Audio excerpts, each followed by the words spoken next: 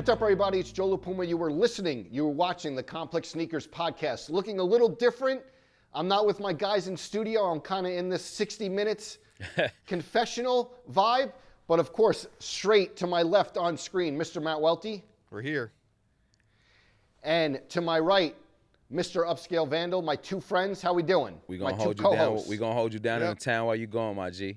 It looks like you're somewhere real expensive. I ain't going to lie. The background's looking way out of our budget. Must be nice. No, I think this was Dave Matthews' presidential suite, actually, for real.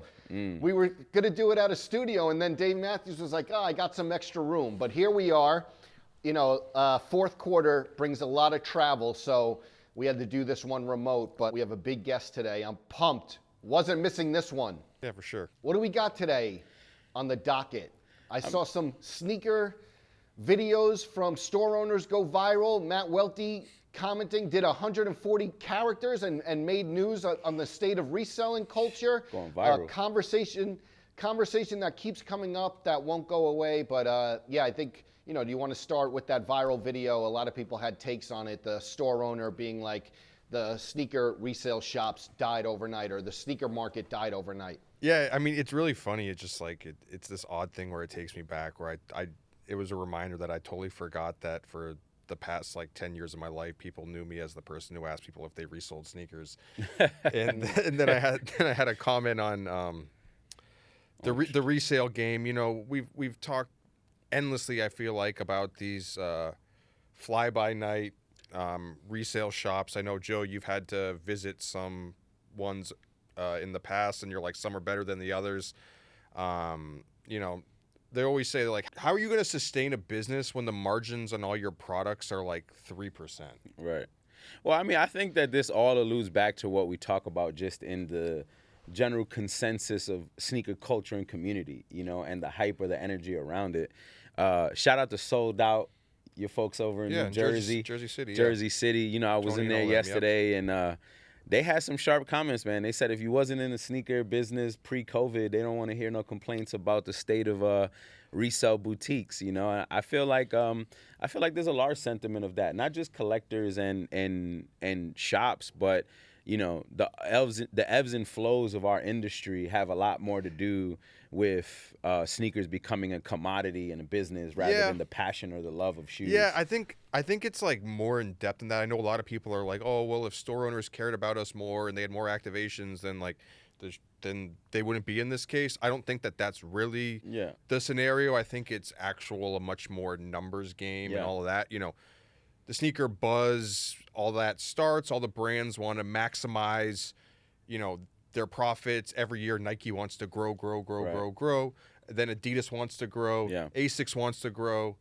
New Balance wants to grow. But they all want to grow. So what they do is they make all these retail shops purchase more and more sneakers. Yeah. So how do you get more profit from Nike? You sell more shoes. By selling more shoes, you make retailers buy more shoes, but by making them buy more shoes, they have so much stuff that they can't sell. So that's a lot of tactics come in. So a lot of them, what they would do is they would hit up resellers and be like, hey, yeah, I will give you like 20 pairs of Bred 11s when they're coming out, which I know people aren't happy about, but you also have to buy these 50 Reebok Club C's that I can't shift. Yeah. So it created this like unsustainable bubble, and I feel like the bubble popped.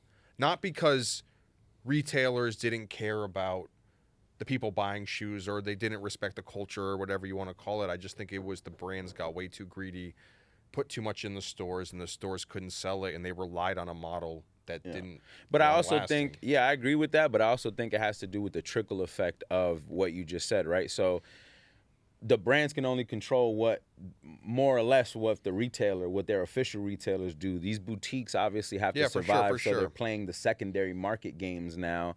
And it's a trickle effect of overall accessibility, but also, like you said, margin control. I feel like it has a lot to do with resellers also now being more of the trendsetter than the actual boutique owner, because whatever the reseller decides to I guess, set the resale value or the price for after is really what the market is reflecting.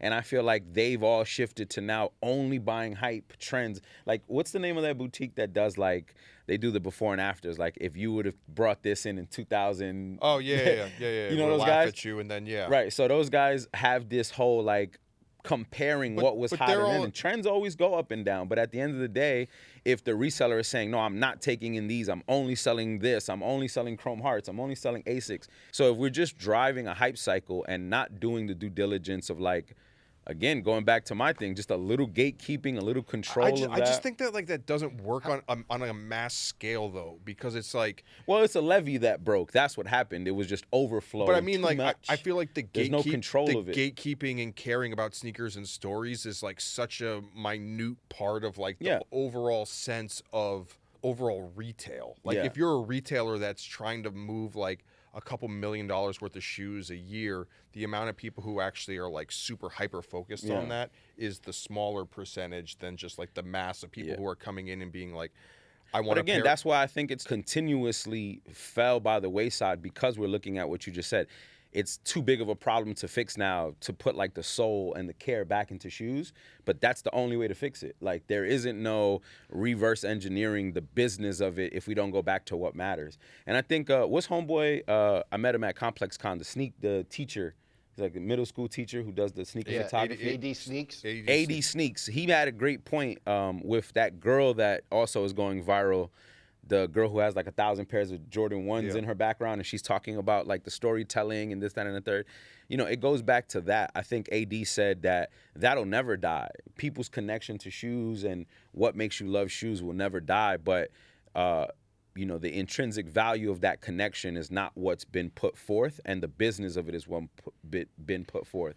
So if we just continue to allow for the narrative to be like, oh, it's a business, it's a resale, and these margins and business, like, it's always going to be this. I feel like we got to scrape the plate and go back to the OG shit. Do you think that kind of the stores that were setting up basically resale stores that were pumping in tons of Panda Dunks and pumping in tons of Jordan 1s, do you think that that was kind of when the bubble burst, there wasn't longevity in that? No, I think so. I 100% think so, because it's like, that's what I'm saying, where it's like, I'm not saying that sneaker stories and all that stuff like don't matter, but when it's like their whole business is just set up on like having to shift thousands of shoes because they're making $10 a shoe on a Panda Dunk, then of course it's like, you can't be like, hey, I'm going to like have all these sneakers that have all these deep stories that I'm going to like educate the consumer on and all that sort of stuff, because it's literally just like, you're the convenience store version of like a sneaker resale shop. Right, where you just... Well, it's also like an algorithm where like if the Panda Dunk stops working, then like the business kind of really, really suffers. And then I also think the other thing is that retail stores, the parity kind of where you can walk into a retail store and see a bunch of different brands, and a lot of the shoes are great that you could get for not a ton of money. I think that also contributed, which is great though. Which is great. A lot of people when this video went viral were like, "Wait, the business is actually healing." Where you could go in and some shoes are being on the shelf that you can walk in and buy. It's healing, but then also a lot of people were like, "That's such a short-sighted mentality," because consumers are like, oh, it's great, I can buy all the sneakers I want, but then the retailer is like, I'm in debt, I'm going out of business. But there's two parts to that, and I think also the conversation we're having is two parts, because the tweet you said, your tweet had more to do with like the value of certain shoes. Oh yeah, that was the point, that like one day you can have a pair of NMDs that are worth $1,300, and if you sit on them for 3 years, the next thing you know, nobody wants to buy the shoes. But here's the thing though, I think that in the healing sense of it, I think that's what's healing, because if you bought that shoe for the price value of it, then you fucked up already, and that's not your business. Now, if you bought it because that was your shoe, like you love this shoe, then it shouldn't matter. No, I don't. Well, here's what I want to say. I want to jump in. Here's what I would say. Sure. So during the pandemic, like I bought undefeated Dunks, right? I always wanted them. I overpaid for them. Right. Upscale, to your point, like, I'm not mad that I overpaid for them because I have them and it was a shoe that I always chased. Now, I think that's a little kind of easy for me to say, so like I totally realize that, but I do think there is a layer of that as well. Right. That if you are kind of just drawn to the shoe that you want in your collection, maybe the prices that, I'll be looking at the resellers that like I deal with, right. even like PG, and I'm like, I can't believe that some of these prices that a couple years ago or 4 years ago, they're so much different. Yeah. But at the end of the day, like, I'm happy that I own that shoe. Right. Obviously, I think that it's a lot different. But here's the thing. You didn't buy that shoe ever thinking about the business of the shoe. And I think that that's where the divide is that now kids, for the most part, aren't just buying shoes for the shoe value of it. And yeah, I mean, I think that there always be a bit of, we thought about it too. It's like, man, I'm buying something that's an investment. I used to tell my uncle that, like, this shoe costs this, but it's an investment. You'll be able to get your money back. That's not what these kids are thinking about. Now, that's like almost the first thing. It's like, oh, how hype is it? What's the resale value? Can I get my bread back? Can I wear it once or twice? And kids aren't even collecting, to be honest, anymore. Yeah. I feel like Gen Z and Gen, Gen Alpha, whatever's coming after them, those kids aren't even looking at what is my collection. But there's also another like? layer. Like the reps thing is another layer. I have to, like, it has to be said. Like, there's so many people, especially around the holiday time, parents are hitting me up. How could I get these? And I'm like, they're very expensive. And they're like, oh, I found a website that has them for $150. Like, that's a real thing that's happening. One thing I also want to bring up, what do you guys think about the Black Cat 4s coming out and selling out basically everywhere? I know that we talked about what if those sit? Yeah. No, that was, I mean, I didn't think that the shoes would sit, but I just said you don't know in today's environment. Squeaky didn't deter nobody. But it was great. Yeah. It was great for those, I think. There's always like a few Jordan shoes, every year that it's kind of not, I wouldn't say Black Cat 4 surprise you, but, it was like all of 9s re-released and those sold out, like Black Metallic 5s, etc. So I always think it's good when that happens. I just to put a bow in that conversation, I just think that it was funny that they were bringing it back to like what they thought was that in that video where the woman was talking about the purity of the culture, and she was going back to where you could talk to people about their off-white Nikes, and that's where the community and culture had. And all due respect to Virgil, because I think that like a lot of his products went out into the world and got like consumed by like the most culture vulture-ish people. But validating points. Yeah, and it's like, all of those shoes were the epitome of sneaker hype. That wasn't the epitome of just like, hey, you have cool shoes on. Yeah. How'd you feel about the Yeezy being the example? I mean, but that's what I'm saying, right? Like, we spoke about the impact of like that entire running trend, the Roshi, the NMD and all that. But again, the industry is tying itself to the hype and not the ebbs and flows of trend anyway. Us as sneaker collectors, enthusiasts, whatever you want to call it, we go through our own trends and we have our favorites and we stick to our silhouettes that work. So I feel like this is a good kind of washing away of people that jumped into the culture on some arbitrary, like, oh, I'm going to make this a business. I'm going to get my parents' money and start a resale store and buy some Chrome Hearts and buy some I don't want to take these dunks. So no, I think that it's good that this is deterring people and then maybe attracting an interest of newfound appreciation for what this culture is. I don't think it'll ever die. I think people are saying, oh, it's dead. Sneakers will never die. It's always a part of your self-expression, your lifestyle. Also, it's just people have to wear shoes. And at the end of the day, the truth of the matter is always, I'm going to stand by this. There's people that look at this community as a hobby, and there's people that look at it as a lifestyle. And some people owe their lives to sneakers, and you can't take that away. Some people's lives, including mine, were literally saved by shoes. And then some people just like them and then just participate, and just because you have some money and it could be an extra hustle. So I feel like this is a good change of the guard, or a good way to kind of wash away people that aren't really intrinsically tied to this shit. Totally. And when I'm back, I think we'll have more broader discussion on this. I think we should invite maybe someone who's like going through this firsthand to sit down with us, and we could chop it up about kind of like upscale, what you said, the ebbs and flows. Mm-hmm. Yeah. Joe, we have a really big guest today. Huge guest. I wouldn't miss this one, no matter if I was here or there. We've been trying to get him on for 2 years, I think, and we finally got it. But we have the CEO of Clutch Sports, the co-head of sports of UTA, United Talent Agency. He's a best-selling author. He is a true entrepreneur. He is a New Balance collaborator. Please welcome to the Complex Sneakers podcast, Rich Paul. Joe, what's good?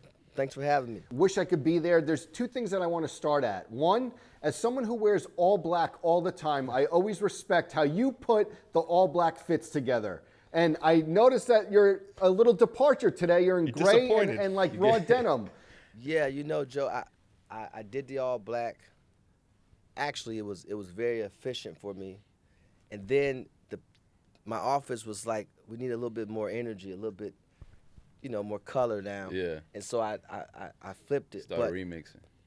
I'm still an all black guy, but then, it does do something different to you when you trying to like create a little bit. Right. And I was like, I need to because I got so many clothes, bro. Like, I'm like, I feel like I'm cheating my closet sometimes.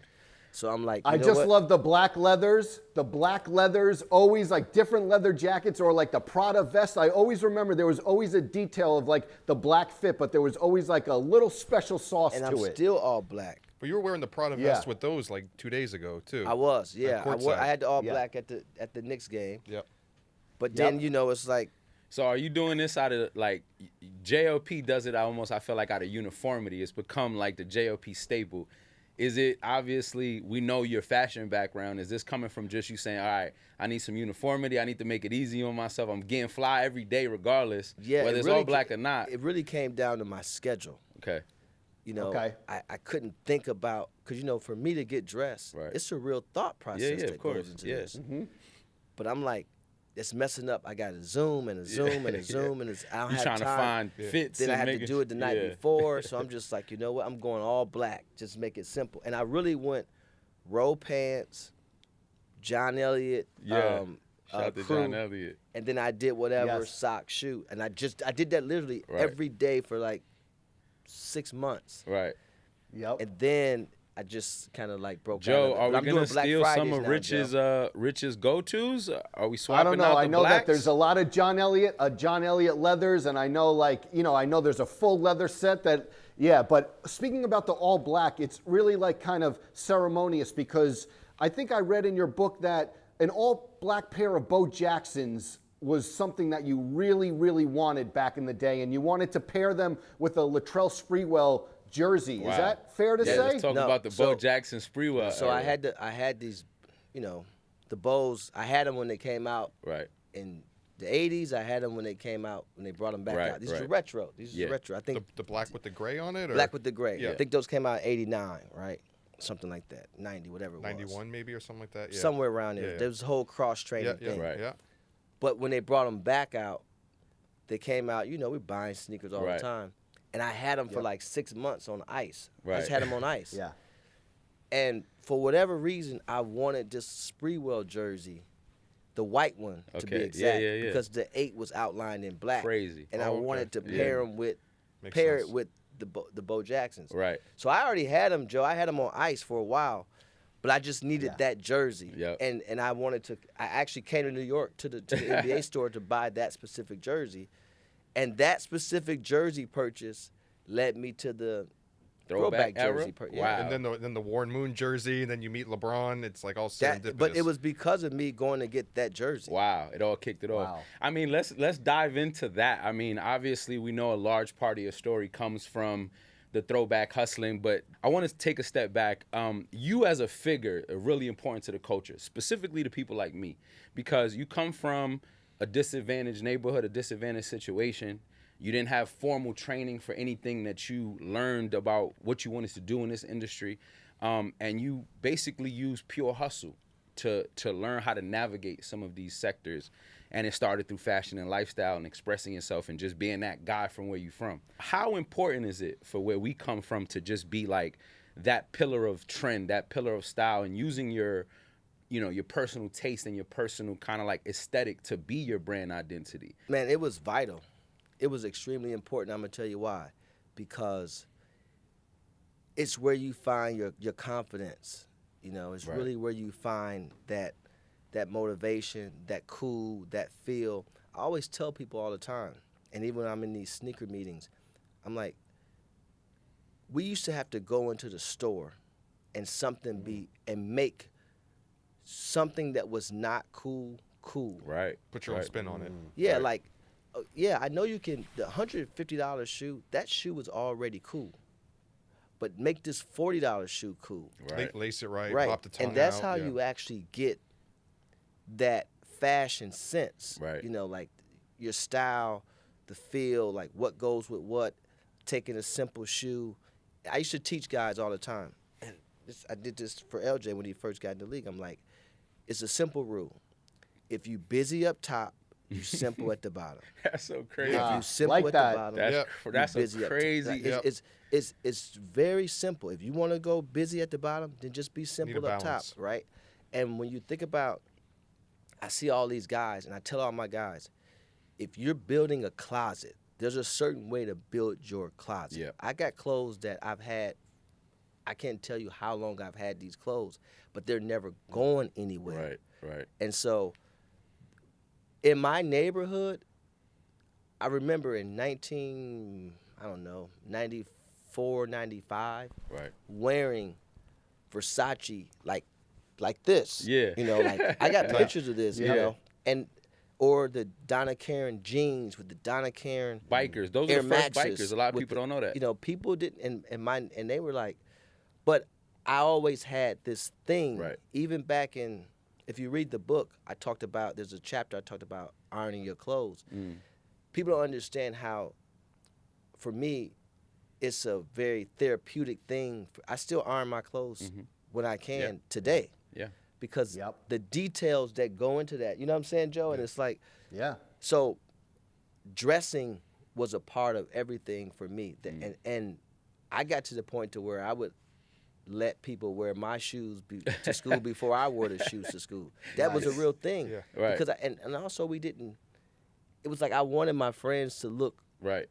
and get the praise Yes. too and Yeah. be cool. And so that develops a lot of also like what I would say team bonding, so to speak, Yeah. right? Yep. And you create this mentality that now and we help each other.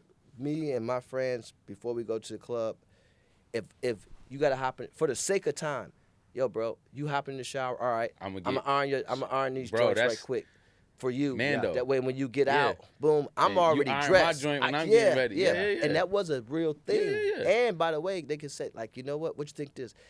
And we would have like 6 different outfits out. It's like, and some of us had the same thing Yeah, too. but you then know, you swapping. Yo, you hold the sweater. I got the pant. I got the hat. Nah, like this is why I builds say it's character. like quintessential importance for that cornerstone guy. builds character. You know bro. what I'm saying? And then you start to like when I met Don. Yeah. See, I would meet different people in different cities, and you bonded over that. Even when I first met Ye, we talked Ralph. Right. I can't tell you how Yeah. many hours we talked Yeah. Ralph. You know, Yeah. and that created a Yeah. thing. You Yeah. know, and so it's always went back to the fashion, whether it was clothes, whether it was sneakers. Yeah. You know? I think it's interesting too because we were just having a conversation before you came on here about just the idea of like resale shops nowadays and them not being able to sustain themselves. And I think it's funny because I saw that you had mentioned that you were buying from the OG resale shops back in the day, which were the retailers. You were going there early in paying an extra $20, $30 to get the Jordans before release date. Yeah, because, but again, that was me just thinking quick, right? Yep. In that whole sequence, I learned as a young kid relationship building. It was 1990, June of 1990. The Fives was coming out, I want to say. Yep. And there was a store in Cleveland called MC Sporting Goods. And it was in a mall called Severance. It was Okay. either that or Dunham's, one of the two.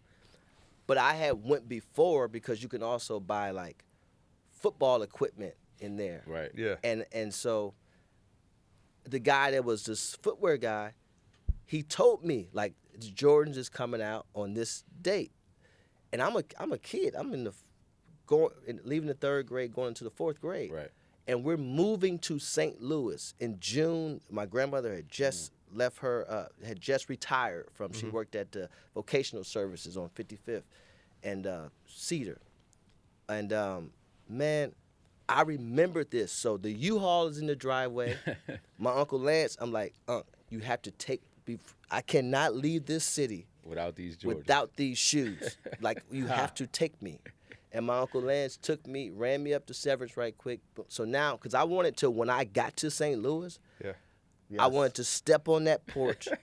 Was Like- it, Yes, was it big white, stepper. white, and- Yeah. white Big and red? stepper. Or The white, black, yeah, the white red? with the silver tongue. And then, you know, that was June. So I want to say November or maybe a little bit earlier, October, the grapes came out. Yeah. And I walked to the plaza, and I went into the store, befriended the guy, and he's like, oh, you got whatever. And he's like, yo, the black ones come out. So I'm there bright and early. But to your point, I used to do this to the point to where now they have the plastic sample, and I asked the guy, I'm like, what's that? He's like, come out in like 3 months. I'm like, oh, how much are they? He's like, $140. I'm like, I'll give you $250 right now. You just buy them right on the spot? I buy them around the spot, Sample size? So now I got them 2 months before they even come out. Yeah. So like when they come out with the black Barclays, I got the white ones. Yes. Did people at school recognize that? Yeah, this grew like this was a real thing in my city. Like Yeah. this grew.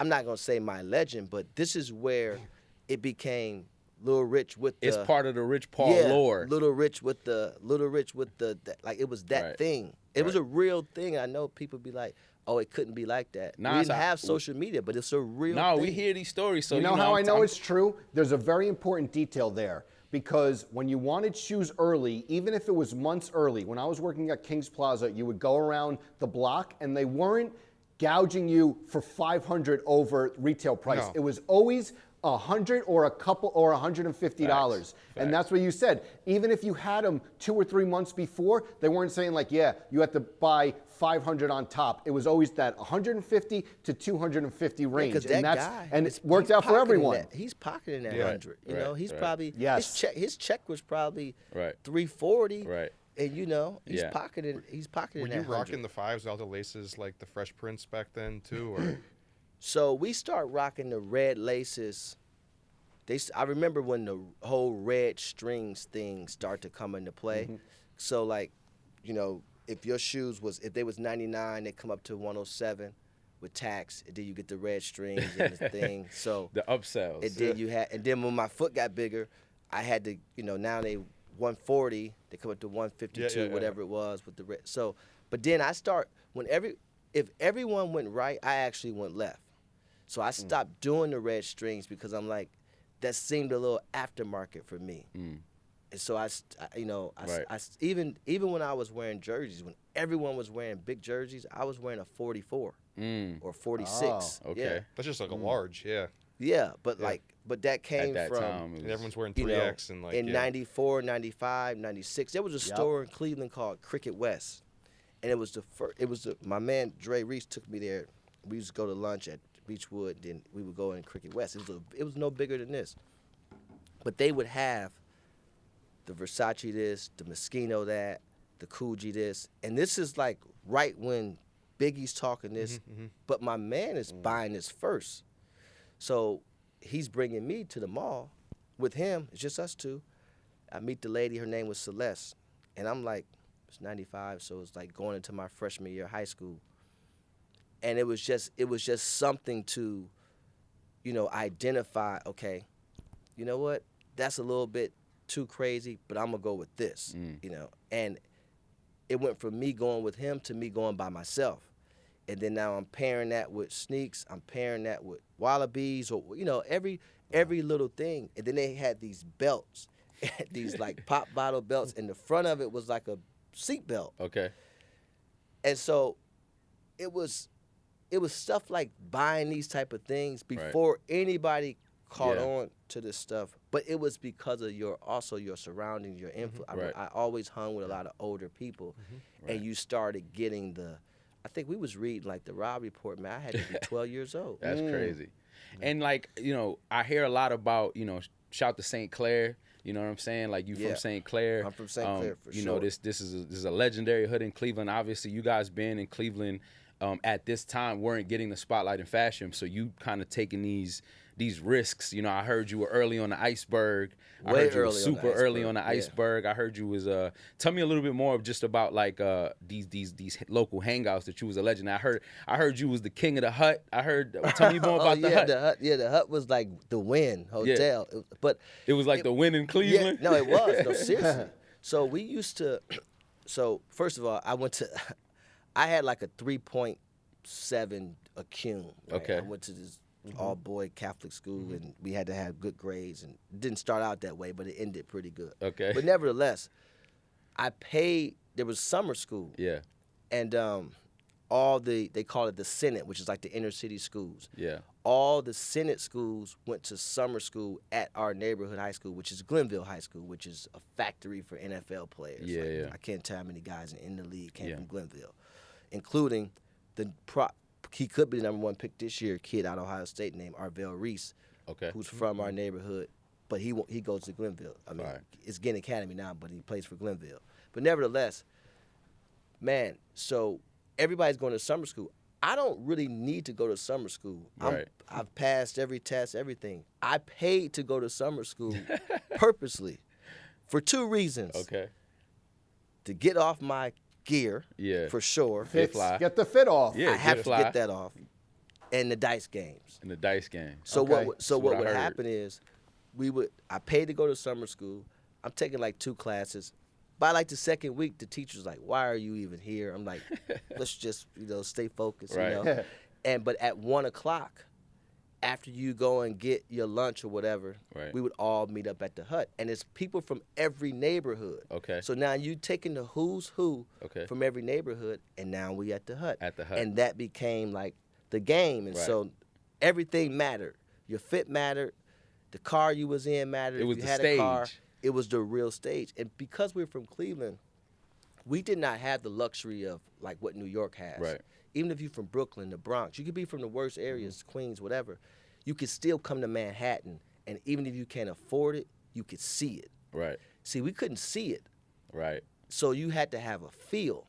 So you had to really learn and observe and pick up on who to be influenced by. I think people don't realize that it's okay to be influenced by others. You know, if you're doing something that's really dope, it's not a bad thing for me to follow you doing something that's really dope. It's a terrible thing for me to follow you doing something that's going to be of detriment to me. But you know, you can pick, little. You don't have. I don't have to be a mannequin of you. Yeah. But like, if Copying is an influence. Yeah, It's a it's- difference. Influence is giving me a start to go in my direction. especially when Yeah. you had a confidence, like Jay Right. said, I'm not a biter. I'm a writer for myself and others. Right. You know, if he said a big verse, he only because Bigging up I'm my bro- confident Yeah, in what yeah, I do yeah, too. right. So we took from each other all the time. Yeah. Like there was guys in my crew that dressed better than me. Right. You know, and I picked up on things from my friends like, oh, that's dope. I'm gonna do that, and and we shared that from each other. We all and that was a competitive nature amongst each other too. Like going to the club, taking the picture, and it's like, yeah, I got y'all today. I definitely got Who it got the today. better Like, club yeah, pick is crazy. I definitely got it today. Yeah. But but that's how we pushed each other, Right. and it wasn't like a hatred or Yeah. like a negative Still competition. sharp and still. Yeah, it was a Right. very positive thing. So the hut was like y'all epicenter. It was y'all stage, and this is where you Yeah. continuously. then that changed to the clubs. Rich, as someone who has done so many deals throughout their life and has been involved in like sneaker deals, what do you think is like the biggest difference when you're dealing with sneaker deals as to any other part of the business? You know, that's a great question, Joe. Sneaker deals have changed. When I first, obviously, we know what LeBron's deal was, Yep. the 90 million plus the 10 million. And there's this, people talk about the Reebok situation. Yeah. Yep. And Yep. that gets misconstrued and I was not there. I was not Okay. in Boston at that meeting, but I know what took place. It wasn't that it was a $10 million deal. No. It was $10 million not to take another meeting. Because he still had 2 other meetings to Right, go. right. It was with the big 3 at that time. But to your point, sneaker deals has changed dramatically. And it's because people don't understand this. The basketball shoe is no longer leading in terms of the industry. The basketball shoe used to be the lifestyle shoe. Yeah. If you look at us three right here, none of us have on a basketball shoe. Yeah, it's not niche, but it's like you have to have a connection to the reason why you're wearing these almost Right. at this point. But the basketball shoe used to be everything. the lifestyle shoe. Yeah. And so what that did was it allowed the sneaker deals to actually be higher because sneaker contracts come from a sports marketing budget. Right. They do not come from a basketball budget. Right. So because of that, the ROI for the brand was big. You know, they probably made their money back when LeBron first did his deal in the first year. If they paid him $100 million, they probably had $80 million of revenue in year one. So now it's all upside from there. Today, that's not happening. You know, if you look at the signature shoe business is more about ego than it is about actually building a business. Right. It feels like very uniform at this point too. Where But it's who's like, building a business? Yeah. Right? And what you have to understand is, like, I personally believe when you look at the young guys out there with the best shoe, Ja Morant has the best shoe. There's no question about it. He has an opportunity to build a real business. Will he build a real business? Is yet to be seen. But it's in front of him. But it can also be quickly taken away because these brands move on, right? But when you look at the signature shoes, they're not flying off the shelves. So when you have a signature shoe that actually sells, forget everything else. Don't worry about a hydration company. Don't worry about a telecommunications company. Stay right there and become the best partner you can become. And I think that's where things go wrong. Like, people be like, oh, I want my own shoe. Well, there's no sense of having your own shoe if it's not selling. Right. And there's very few shoes across all of the shoe companies that actually sells because they don't have impact. And so now when I get it's a very satisfaction type of environment, especially when you're dealing with athletes. It's easy to satisfy because you just put their name on something, right? If I put your logo on this hoodie, you feel good. You can pass it out to your family and this and that, but that don't mean you have a business. And you have to be very understanding of that. So I educate, I can say this very candidly because my guys know I talk exactly like this with them, and I'm educating them. Now, everyone's not going to be able to sell product. Right. That doesn't mean you don't be a great partner. So there's sometimes you have to embrace the role, and then there's sometimes that you become the role. Yeah.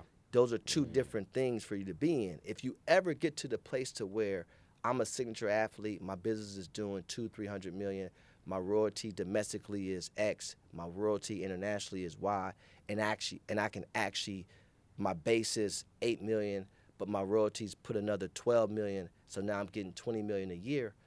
That's real. That ain't happening. Well, I think there was like a point where, it felt like there was the perception that if you're this good of an athlete, you just automatically get a shoe, right? Without the realization that that person still has to sell the sneaker. Well, the shoe companies make a major mistake on that too, because now we're going to do what we feel like the athlete wants us to do. That's one thing. But as a brand, you have to do what the market pushes you to do.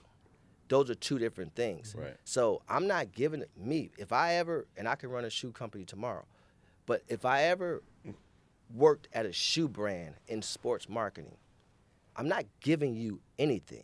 I'm not giving you a signature shoe. You don't give out signature shoes, but they're running out of options right now. Yep. You get what I'm saying? Yep. And that's how you miss. It's like, okay, no, we're not running out of options. Let's focus on what the consumer is actually telling us. And I don't want to offend anybody, but there's a lot of guys with signature shoes, but they just don't hit. Nah, it's the truth. Yeah, it's and the truth, they don't connect. But we spoke about that on the pod in the sense of, I think do you work with Cade Cunningham? No, I All right, don't. we were talking about his approach, and a lot of athletes right now are talking about how he has like one of the best logos. You know, his logo. I like his logo. His logo is upcoming. It's the double C star and whatnot, and like, you know, is Clutch. Obviously, you guys are a behemoth, and you represent so much young talent. Do you guys make it a priority to educate the guys because you have such a wealth of knowledge on approaching these sneaker deals and like saying, hey, look, let's focus on your branding. Let's help develop this because you obviously really care about the guys you work with. These guys are obviously looking at the business from a perspective of, I don't want to, you know, I feel like prior to you, to be honest, but prior to Clutch, most people didn't realize how quickly athletes go broke after being in the game because they're not looking at, like you said, the parameters of their business. You might be making this much on the court, but what are these other things? It's funny you say that. Man, do you know every one of my competitors, that's the one thing that they focus on. Right. Like, Rich is going to go in the room, and he's going to be able to talk about all these other things. Right. So how do we match that? Right. This is what we deal with. Right. It's pretty much I can everybody imagine. against us. You right? have Which the we- culture. They don't have fine. culture. Yeah, which is fine. But I'm like, and I always say this, I'm like, guys, we're not competing. Just let me explain something to you. I'm running a totally different race, and I say that very respectfully because there's always been this focus on the transaction. I made the focus about the disruption. Being an agent bar. was never a cool thing. Right. People didn't want to be it. It was a black cat type of gray area type of thing. They seemed to be very like sketchy and slippery and this and that.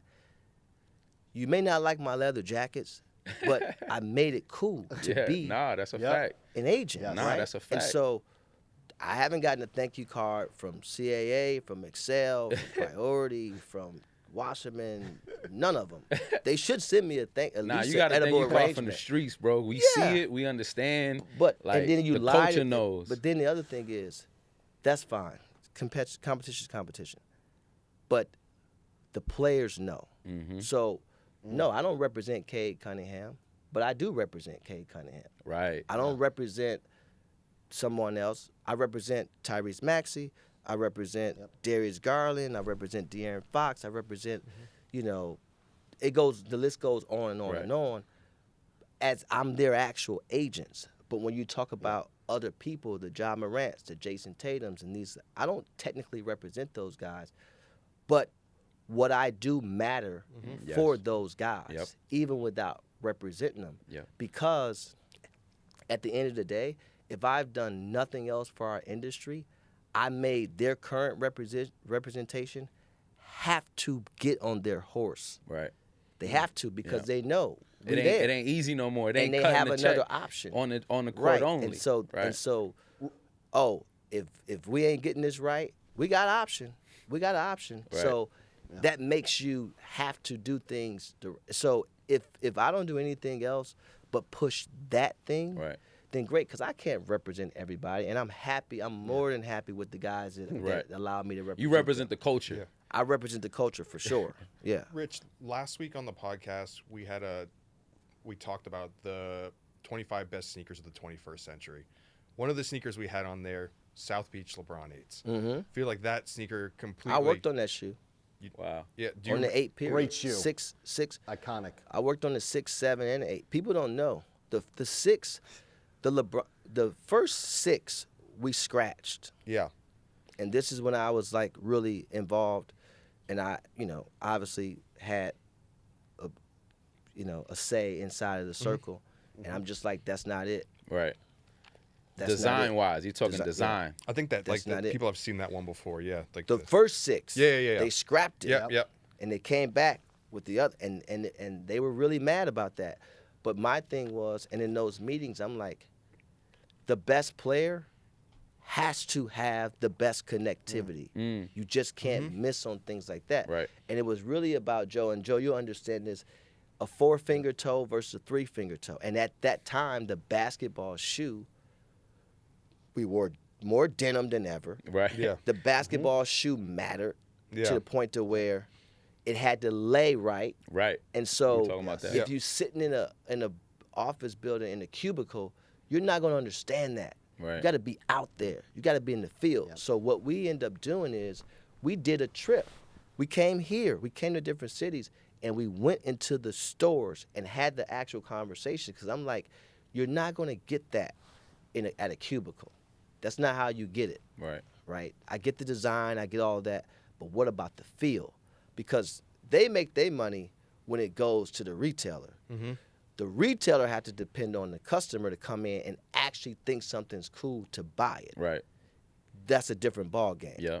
So, but the athlete, even if it sells, there's one thing to actually have fiscal money, monetarily being, you have the money going into your portfolio of product that's sold. But there's something that's called cultural relevance. Mm-hmm. And you could have a business doing really well financially, but really poor culturally. Yep. And over time, it starts to do like this. You don't notice it until you sitting there and now your age demographic is 55 years old. Yep. Right.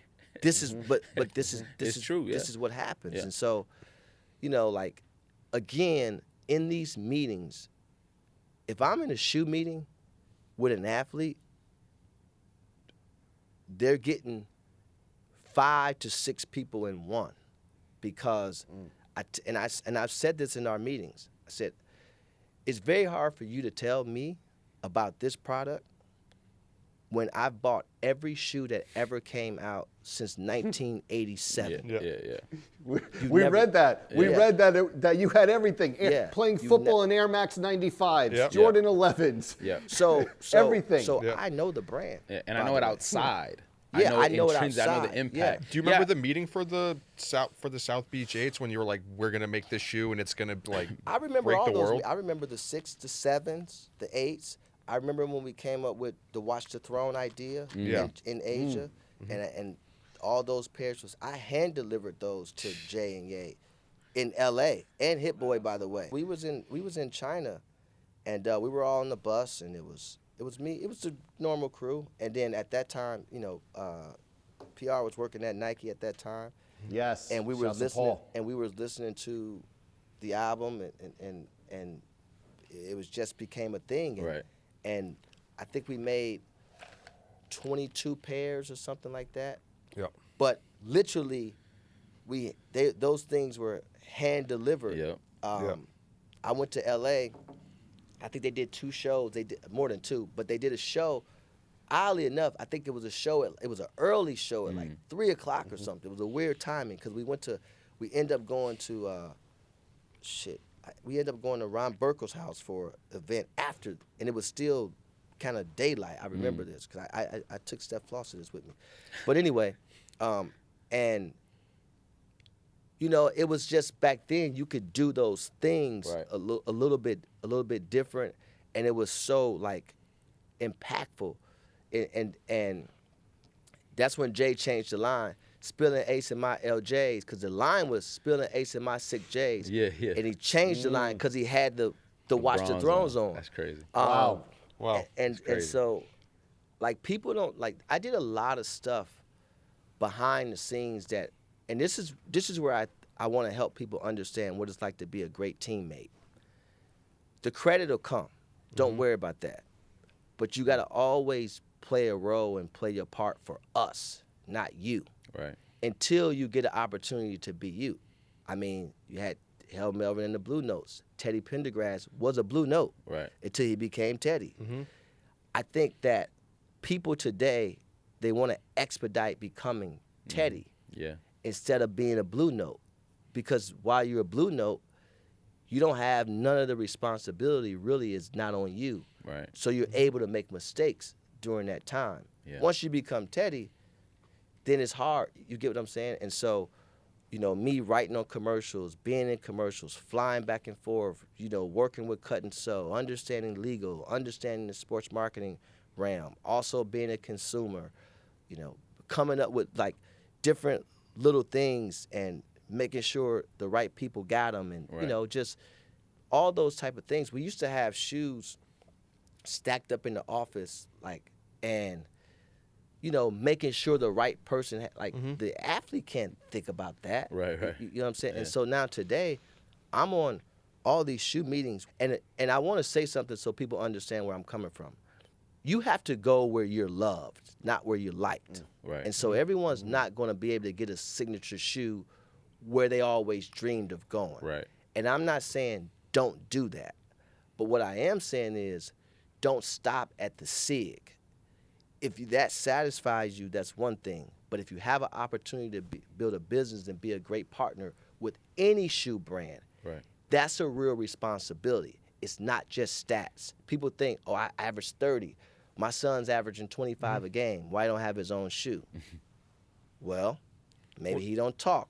Maybe his social media engagement is not there. Maybe he plays a different position. Right. There's so many different things that goes into it. Like Kyrie had one of the best shoes ever, but you know what people don't understand? Yes, his style of play was unbelievable. He was relatable. He's 6'2", 6'3", so any kid think they could beat him. He made it based upon a certain specific thing, colorways, and then the most important thing is price point. The kids are wearing it. When you at that $110, $120 price point, that's a very sweet spot. Once you start getting to $180 and $220, you got to think about moms at that point. Right. I got 3 boys. I work a job. Hopefully, I'm making $40,000, $50,000 a year. I got 3 growing boys. Right. My son's 8. He wears a 12. Like, you get what I'm saying? Yeah, you have to pay the full price. So yeah. I can't get a pair for him and not for these other 2. So that's $600. That's $800 and they got to eat. Just for the shoes, yeah. They want to go to the game. For all you athletes out there with signature shoes, and this is why I say I represent all of them. Right. Because I know they're not getting this. Yeah. Because the agent is thinking about what am I making off the deal, right? You're making 10%, whatever it is, fine. If you're adding value, maybe you can make 20%. But nevertheless, go ahead, Joe. Rich, you brought up De'Aaron. What did you think of when the Steph Curry news broke? It was so shocking to us, but what did you think? You've been talking a lot about deals this whole podcast, but what did you think about that? It's 2 and being things. close to it with De'Aaron. Yeah, it's 2 things I thought. First, I thought De'Aaron, when he first wanted to sign with the Curry brand, I thought that was very admirable because you've only ever seen players really want to sign with brand Jordan, right? I actually always thought that you can have the LeBron brand I thought that for a while, but then they just never executed that on Nike's end. But when I saw that news, and obviously I talked to Steph, but like when I saw that news, I look at it 2 ways. De'Aaron is in a different position than Steph. So for De'Aaron, I'm looking at the opportunity. So I talked to Kevin. Plank. Great. Hey, listen, this could be a great opportunity for De'Aaron. Under Armour's a great brand. I talked to him like when his first shoe came out, and he was always an Under Armour guy like growing up. He wore all the sneakers in AAU. So now my focus is as an agent with De'Aaron is, okay, what's the plan? How can we help you and how can you help us? Where are you guys investing? Does it align with where De'Aaron's at? If it does, great. Let's build out that plan. Let's build out his regional strategy. Let's build out his how are we looking at it from an energy perspective? What are we doing in terms of, capturing key moments? How quick can we turn things around? Right. I don't know. What happens if you have a 20-assist game? How does that tie back into his brand, so on and so forth? And then from a Steph perspective, it's like, okay, there's very few guys ever in the history of our game like Steph Curry, right? He actually, I always say, and I want to keep this for my own show, which you guys know I'm doing Game Over, but for the sake of company, this is family. But I always say there's a guy that transcended the game, there's a guy that kept it relevant, and then there's a guy that changed it, right? And I think we know who those 3 guys are. But nevertheless, Steph has a real opportunity in front of him. Now, he could do his own thing, raise a couple $100 million, but outside of the money, you have to have the actual people that can execute. That is the most important thing. Right. And then from there, you know, how do you plan to build it, right? What's the strategy? And then if he wants to sign with another brand, great, but then where do you actually go? And then they have to move, you know, wherever he goes, somebody has to be moved over. Right. So that could get a little sticky. And, you know, I learned all this stuff by feel. You know, no one really grabbed my hand and said, let me show you this.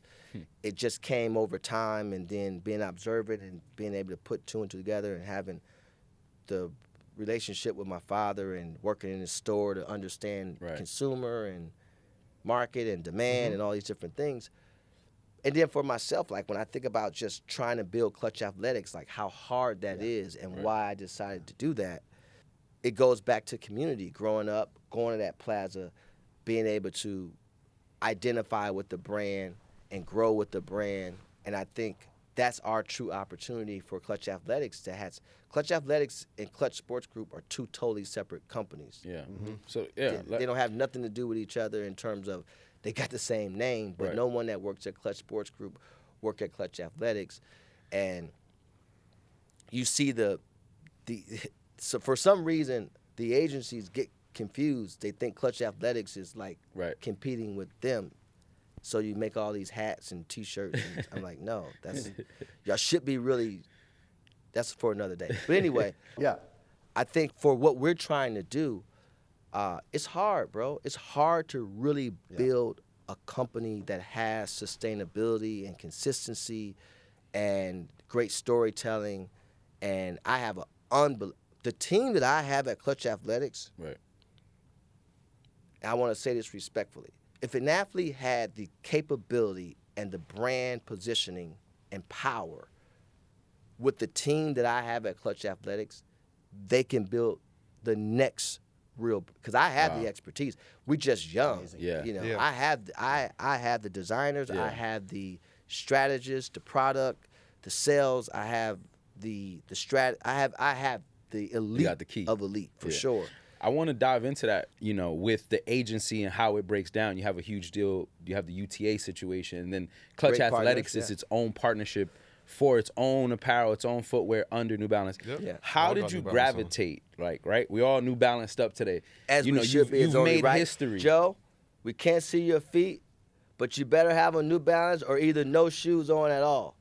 That's what I may take them off. I'm traveling. I didn't even know. Socks, but man. listen, Down. when you leave, I'm gonna switch for sure. But the New Balance deal, how gratifying has that been? And just like another thing that you've kind of conquered in this space.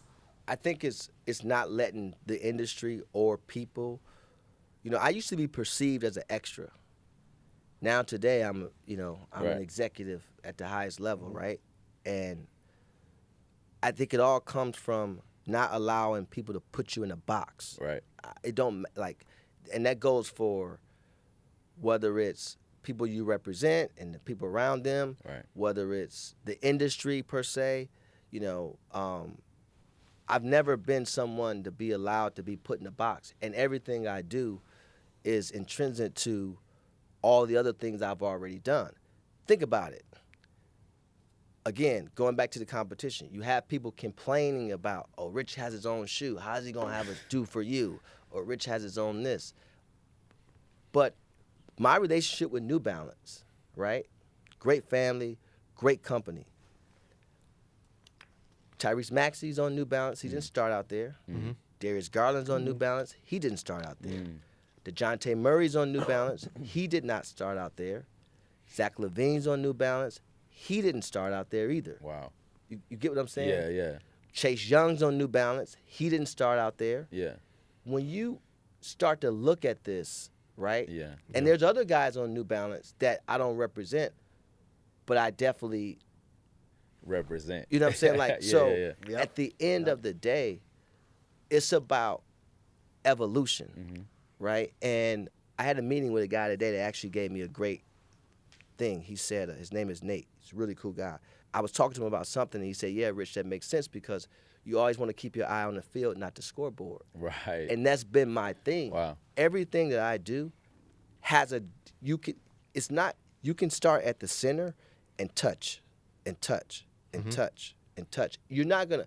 It's not like I'm trying to go into open AI. Right. I don't even know how to work this shit. You get what I'm saying? So it's centralized to sport. Right. And so discouragement has killed just as many people as guns. If you allow yourself to be discouraged, you're never going to be able to evolve. I don't know what tomorrow brings in terms of business, right? My Italian uncle, I call him my Italian uncle, Jimmy Iovine, we talked about just throwing things at the wall till it stick. You know how many things Jimmy was throwing at the wall until beats actually stuck? Right. He had everything. He had, like sprinklers. He had, hot sauces. He had, it was beats. Right. And so you can't not be open-minded to doing things. And then the beautiful thing about me is I also bring, whatever I'm doing, I bring my clients with me. Yeah. Right. So we are aligned on a lot of things, and I can't help that someone else can only be stuck in first gear. Right. I actually got a Turbo S. Right. So when you 7 gears. So when you met like Jim and Chris Davis, you guys just like saw eye to eye, or when I met Jim and Chris Davis, it was because of the Darius Baisley internship. Yep. Okay. Which is what expedited NIL too. Okay. People don't realize. Yeah. Darius Baisley internship, because you know what I was getting ready to do? I was getting ready to go crazy. It was going to be New Balance one day and Andreessen Horowitz the next day, just because, I don't have to go to college. Why? Right. I'm going, if that's not what you really want to do and you can go here and learn this part of the industry and you go into the league for sure, then let's get a head start on what really matters, right? And so I met Jim and Chris, and they were great. Jim and I talked about a number of different things. Chris and I became really close. And then we built a trust by doing great business. I'm not a transaction guy. But, I am, part of me, I am an agent, but it's not all about the transaction. I come with integrity. I come with a backbone. If something ain't right, it ain't right. And where Chris and I really got really close, there was a deal, and it was done. This deal was done. Okay. And it probably would have cost the company, let's just say it cost them $15 million. Okay. Guaranteed $15 million. Everybody make their money, I make my money. Or the company makes its money. And it was on my heart that this may not be right. And I'm talking about deal done. Legal you just agreed. Felt something. Everything's agreed. I got up one morning and I called Chris. I said, Chris, we can't do this deal. He said, why? I said, we just can't do it, man. Just follow me here. And he was like, no, my team wants to do it. It's already done. Let's do it. I said, Chris, we cannot do this deal. And I didn't really want to tell him, but I knew that if I didn't tell him, that it would never go over right. So, Joe, I said to him, here's why I don't want to do this deal.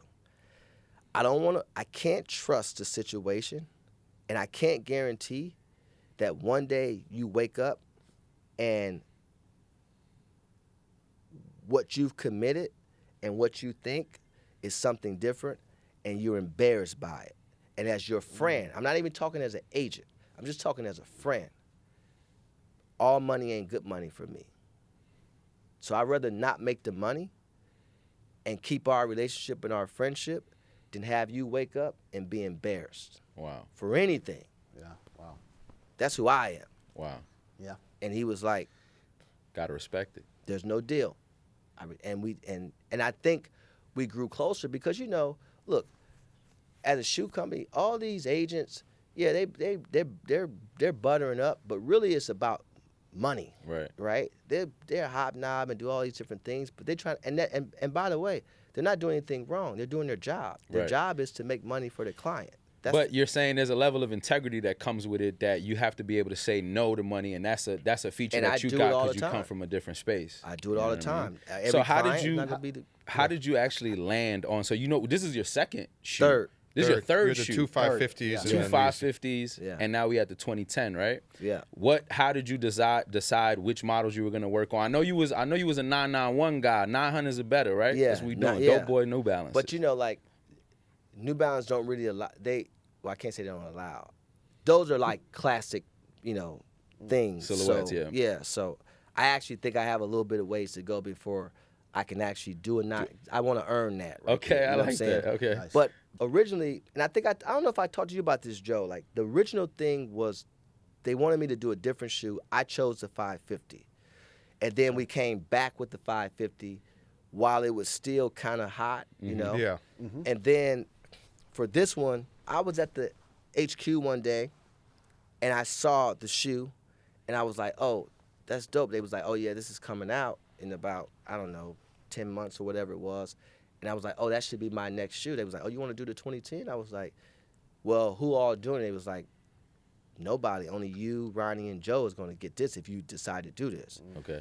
When you hear that, I'm like, okay, bet. But I know what they coming with, so I Right. got to really, Yep. Yeah, you gotta step it up. I got to step Yeah. my game up, Yeah. right? And so I talked to Joe, I talked to Ronnie, and man, this just, and so I always think about how to inspire, what's my messaging, the underlying messaging, and, how to make it about mass, right? Because there's one thing to be helpful, it's another thing to be impactful, and we actually need to be both in a lot of ways. And so the messaging matters, in my opinion. And so this whole thing around being unbothered start coming to me, and it started with like this idea of when you're a kid, you come home from school, all you want is your juice box and just to be left alone. Please don't make me take out the trash. I don't want to wash no dishes. I don't want to. I know I left my whatever in the back room. I'll get it later. Just give me like 5 minutes. And when you come home from work, you just want a nice glass of wine and just be totally unbothered. A decompressed Little time. Cabernet, just right? a little decompress. So that got me to my color, right? Okay. Just the grapes of that, right? Okay. And then I was like, okay, well, can't make it just about wine because, that could be, but how do you make it really impactful, the messaging? And then I started thinking about this idea of, well, what else could I talk about, how to be unbothered in a fancy, cool way, this and that. And then I'm like, forget all that. Let's just say unbothered. Like, and so I never seen that before. And then I wanted to become this shield of like, if a girl's at Starbucks and, her hat says it all, like, not today, please, Right. Or, if you're a young kid and you're being discouraged, or people behind you in the classroom keep talking, but yet and still they ain't done nothing. It's like, so I wanted it to be motivational, inspiring, resilient, to persevere and all these different things. And I just stuck on the thing unbothered, Right. What is, and unbothered by what? And then it went to the manifest of like, unbothered by critics, unbothered by fear, unbothered by the unknown, unbothered by those that say talking but never did it. Right. And so that's where it really came from. And then, with my team just kind of like getting samples back and things like that. But there's a friends and families pair to this that's Oh, really? a totally different color. Is that because I saw That's online? the first pair they saw me. There was with. it's like same kind of shade, but it's more of like a pinkish hue to Yeah, it. so that's the thing. When it was wine, Right. it was dinner and dessert. Oh, okay. Okay. Yeah. Yeah, so it was like that, kind of like that Yeah. dessert wine. I thought the Friends and Family was like the real Napa Valley wine, maybe. But no, it's No, dinner this and is like dessert. this is like the screaming eagle of it all, the Okay. Maya Camus of it Okay. all. You know what I'm saying? Big Like, this is Opus the- One Yeah, joints. this is this is. So, this I mean, is I guess Maya the question Camus we all right in here. the studio have, Welty, is when are our friends and families coming? Oh, or No, actually, hold on. And Joe, you're not Size here. 12, so size 12. You got to get the friends and family, Joe, because I actually got you right here. Oh, wait. They on deck? They on deck. F and F Not now. for Joe. Not for Joe, though. I mean, we the same Wow. size, Joe, so you know what I'm saying? Oh, these are 12. It's all I'm a good. 12. There we go.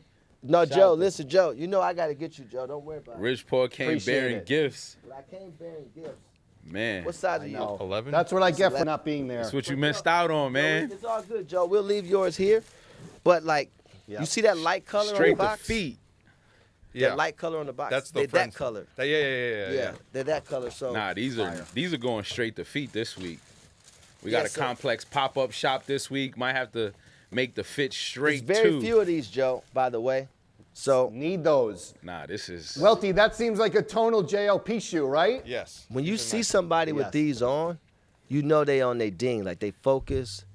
They not fucking around. How does They, it you know, feel? They're inspired. They're motivated. You've had a nice. lot of highs in your career, but I know it has to feel good as a kid from St. Clair to see You know, Rich Paul. No, just your name, just your family heritage right here. I'm gonna Rich tell you Paul on something. the box. Like I've never celebrated my successes on anything. I'll be honest with you. Like that's just ain't my style. You know, like not that I'm not happy Right. or appreciative of my team and all that, but actually Smalls is one was like. Shout It to is why Duck. it's good to have like your real friends Yeah, around day you. ones, yeah. Cause he like, bro, Yes. all Shout these to damn shoes we done rode around and bought this and that. And now you got your own shoe and you ain't go like, come on, dog. Like, I'm with him 1,000%. So I'm like, you know what? You right, bro. Like This like, is a that- celebration it's for where we from, for real. It's like, a super cool thing. mainly, like I said, because it's not really based about the brand. It's you. Like, it's Yeah, Rich Paul. and And, you know- like you said, you know, Nice. people might have looked at you like as a guy in the background, but like the guys in the background are the guys that make the guy in the front shine. You know what I'm saying? Like, And again, I didn't mind being the guy in the background for real because it allowed me to learn a lot and observe and be able to add value. You know, that's the thing. Like, it don't matter what position you are in.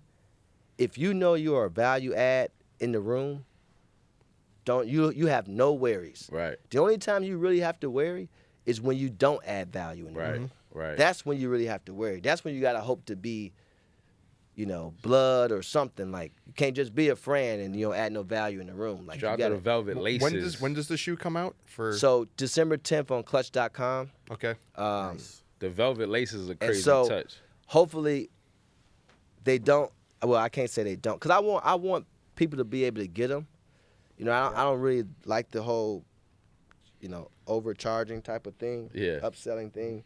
But if they sell out on Clutch.com, then hopefully New Balance can, you know, cook up a few more pairs, and then they go to NewBalance.com. And I don't know if they're going to Kith or something like that, and maybe in Cleveland, I don't know if Exhibition is getting them or something Shout out like to that. Exhibition. But yeah, man, I'm appreciative of it all. To be honest with you, man, like I said, you know, I just try to continue to be an example for the youth.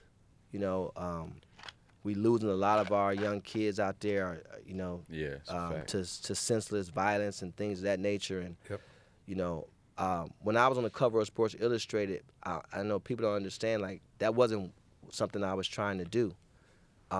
It actually was something that just happened very organically. And my daughter really was like, because I didn't know how to feel. Because you know, when you work in the talent industry, there is a balance that comes with it, right? Like I Right. said, every agency in the world goes into a room and say, "Oh, Rich ain't gonna care about you because he's doing Right, X, right. Y, and Z." And if an athlete is very weak-minded, or if they're very like me, that works. You'd be surprised how much Yeah, that yeah, works. They for either sure. use me, they use LJ, they using all type of, now they're using I wear white after Labor Day. It's all type of shit that they use now. But if you're weak-minded, like that is actually going to work. Right. And if you can't see the value of expertise, or you don't value it at all anyway because I'm making the money and I'm the talent, Right. then we're never going to be able to do business anyway. So I had to really try to balance those things. It's like, you know, it's easy for somebody to say, well, you on the cover of Sports Illustrated. Why you ain't on the cover of Sports Illustrated? He's your agent. You should be on the cover of Sports Right. Illustrated. Luckily for me, my guys is not like that. Like Yeah. they're not weak-minded guys like that. But I just try to continue to be an example, man, because, bro, my mom was addicted to crack cocaine, man. She was not at my graduations and my football games and Yeah, baseball man. games Yeah. and basketball games, and I seen, you know, my friends kind of go through the same thing. And luckily, I had my dad. Some of them had both of their parents, you know, Yeah. and uncles and aunts, and we all know, we all come from it. But that didn't make me treat my mom a less than a person or disrespect my mom, and she was able to get clean and come back in my life or whatnot until she passed, and I lost my dad at 19. But like, all the way up to, you know, me going to the school I went to and having the friends I have and just this juxtaposition of life. But what I realize is we're all connected at some point, right? No matter if you came from, like I tell a lot of my wealthy friends today, do not apologize for having a billionaire's trust. Yeah. Like, are you crazy? Yeah. Like, you should never apologize for that. Like, don't feel less than anybody because your father or your grandfather or whomever done something great. The only thing you can do in that case, and that could be the difference maker, is be a great person. Yeah. Don't allow your finances to make you an asshole, Yeah. right? And if you're a great person, then you have nothing to apologize for. If you allow that positioning and that finances to make you an asshole, then I don't want to be your friend, and you know, you're probably not going to, you know, be as happy as you should be, you know? And so, like, when all these type of things happen, whether it's, you know, the companies I've been able to build and, you know, like, starting to dot with David Creech. You know David Creech, Joe? Yeah, of course. Yep. Bro, like, what? Yeah, You know? A lot of pinch me moments. Yeah, man. this is just a conversation in COVID that turned to them leaving a company that they had been at for years and us building a company, and then Publicis coming and acquiring the company, and it's just like, in 4 years, like, how and why me? Like, how does that stuff happen, you know? But it really stems back to just believing in people and not being put in a box. Yeah. Just literally it, you know? And so even in this situation, like, you guys don't have to do this for me, but so when I feel like it's platforms, necessary, to be honest. These are the conversations I feel the sneaker community needs to hear more of, because, you know, sneakers saved my life too, you know, and at the end of the day, it was a way that we didn't know how many opportunities these industries have. Like, when you look at a sneaker, there's 30 people working on that shoe. There's a guy named he's a trim specialist. All he does is pick laces, you know how many aglets. He picks trim, and he's making $180,000 a year. If I would have known that, I would have never sold dope. Exactly. Do you remember? But here's the thing, and I'm so glad you brought that up. First of all, before I forget, Joe, you remember Sneaker Pimp? Yeah, of course. Yes. Yep. Yes. There's a guy. His name is Eric E. Ways. Yeah, I know Eric.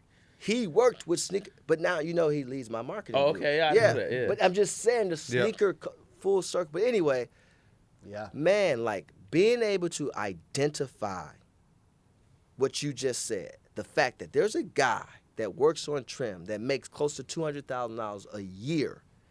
These kids can't see that guy, especially in our communities. They only see the basketball player, the football player, Sell the crack baseball, rapper, the you got a rapper. wicked jump shot. Yeah, but you're not going to be that person. Exactly. You know, the 1% is going to be actually that person. Right. But if you can identify this, and this is what Clutch Athletics is really about, like, would be the most proud thing for me is if I could build Clutch Athletics to a point to where I'm employing 2,500 people, and I'm creating a program where you don't have to go to college. You can graduate high school, come right into our program, and learn how to design and learn how to market. And if you have a felony, don't matter. You could be shipping and receiving and have a program that help people get their first down payment on their own homes and nurseries. And I have dreams of having land in Cleveland, of service centers in Cleveland that's providing jobs and things like that. That's what Clutch Athletics is about for me. You know, building that brand that can give back to my community. That, because I'll tell you something, I spent a lot of money. I don't know the total. It's well over $1 million for sure. And I can't tell you how many people I know that actually work at the company that I spent so much money on. Right. Yeah. There's no. It's Where's like the reciprocity? You know. We put all this money and power into developing the brands, and you're the brand. You know, you're here promoting, of course, the next drop, the New Balance. What are you wearing on feet, though? Right now, I got the Rich Paul 2010 on early, but comes out December 10th. All right. But yeah, that's what I'm rocking right now. I had to go with the keep it New Balance 998s, Concepts, Grand Touring joints. Of course, you know, Complex Shop. We are righteous. These are the Up There New Balance 991 V2. These dropped in Australia last week. These are really, really nice. I really, really like these. I gotta get those. New Balance gang. All right, I'm ducking down. I have the Victor Air Max DN Nikes on. Sorry, I feel disconnected. I didn't get the memo. We need a flag from Joe and Jada's pod. I'm gonna throw the flag. Rich, want to thank you so much. So many gems dropped. Make sure everyone checks out the Rich Paul New Balance 2010 on clutch.com. December 10th. December 10th. I promise next time we do this, I'll be in studio, man. So, man, I miss this. I'm going to be there tomorrow where you at right now. Okay. Playing golf at 9 o'clock. Sheesh. Oh, so listen, if my flight gets delayed, we're having breakfast. Okay, let's do it. Yes. Yep. All right, everyone. This has been the Complex Sneakers Podcast. We hope everyone has a great weekend. Please like, subscribe, comment. We will see you next week.